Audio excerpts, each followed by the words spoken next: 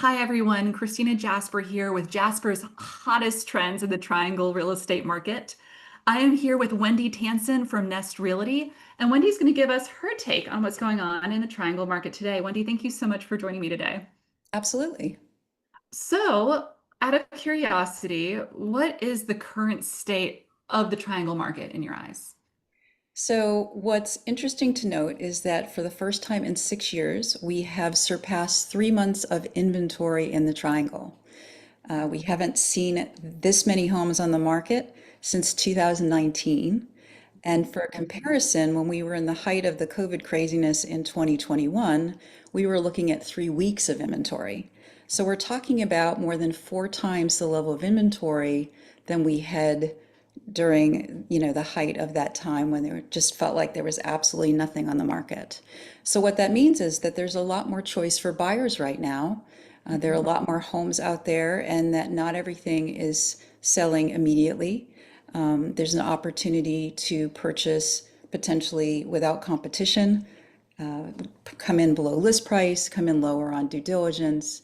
Certainly, there are some homes, some really hot properties in great condition and priced well that will continue to garner competition, but the majority of homes aren't in this market. And so there's a real opportunity for buyers to have more choice and to get better value. Absolutely. And out of curiosity, I know you mentioned that we're at, almost 4 times the inventory that we were back during COVID. And what is normal? What is normal in the triangle market for inventory?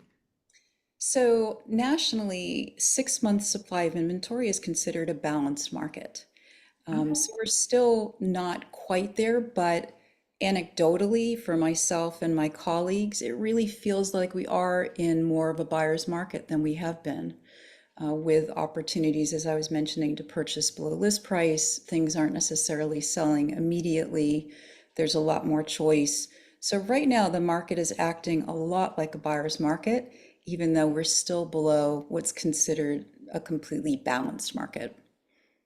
Well, and that's so good to hear because in the news we're hearing so much about how the market's slowing down and things aren't going as well, right? And but really what we're entering is a more normal, balanced market.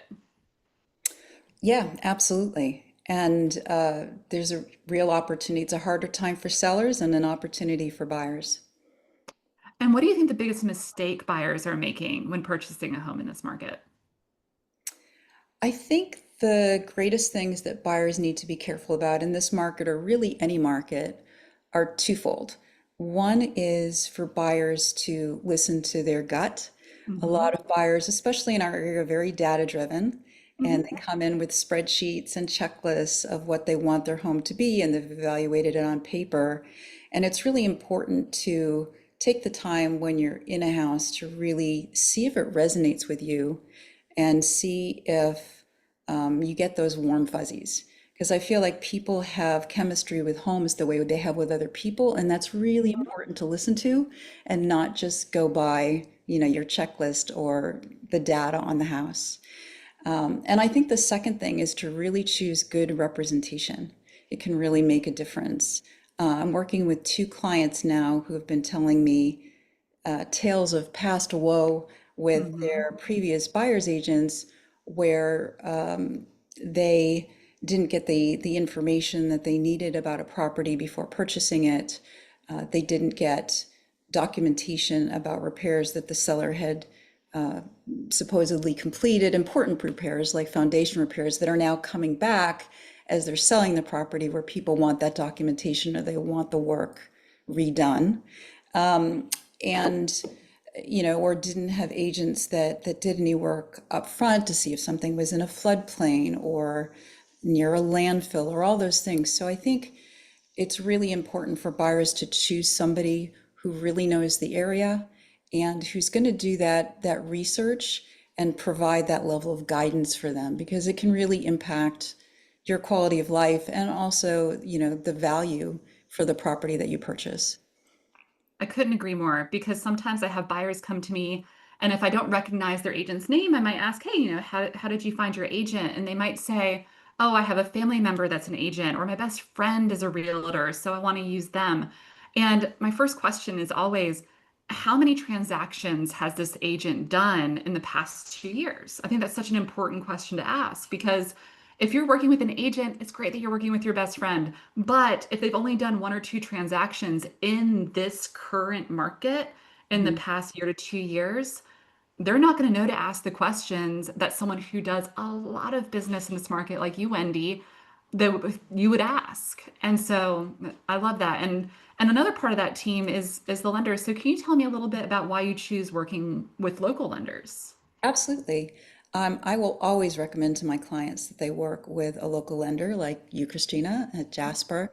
I think it's actually a real strategic advantage for buyers to work with a local lender, particularly in competition, but even without it. Local lenders are going to be more nimble.